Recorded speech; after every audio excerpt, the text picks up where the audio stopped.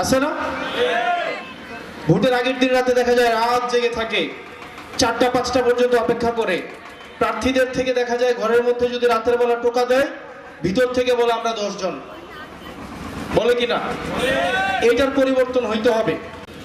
আপনাদের এখানে গত বছর আসছি, এই বছর আসছি, তবে এই বছর আমরা সাংগঠনিক একটা ভিত্তির মধ্য দিয়ে যাচ্ছি। আমরা প্রত্যেকটা উপজেলাতে যাচ্ছি। এতক্ষণ পর্যন্ত বাংলাদেশে বিদ্যমান সমস্যা নিয়ে কথা হয়েছে। এই সমস্যা এগুলা থাকবে, এগুলা আছে, ছিল, কিন্তু ভবিষ্যতে থাকবে না।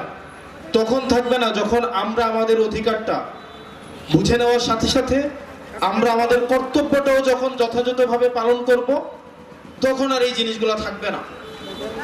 আমরা নেতা ভোট চুরি করে, রাস্তার কার্পেট চুরি করে, গম চুরি করে, টিন চুরি করে, ঘুষ খায়, সবই চুরি করে, কিন্তু ভোটারদের মধ্যে একটা বড় একটা অংশ আছে যারা ভোটের আগের দিন রাতে ভোটটা চুরি করে। বসুন্ধরা টিস্যু, অশুদ্ধতার বিরুদ্ধে এক বিন্দুও ছাড় নয়। আছে না? ভোটের আগের দিন রাতে দেখা যায় রাত জেগে থাকে, 4টা 5টা পর্যন্ত অপেক্ষা করে।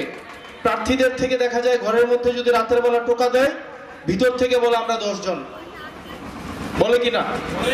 এইটার পরিবর্তন হইতে হবে এবং আমরা আমাদের কর্তব্য সম্পর্কে সচেতন হইতে হবে।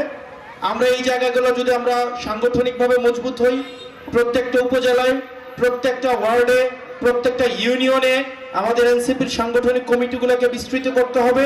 একই সাথে সাথে এই নড়াইল থেকে আপনারা জানেন মাহমুদা সুলতানা রিমি আন্দোলন থেকে কাজ করে যাচ্ছে।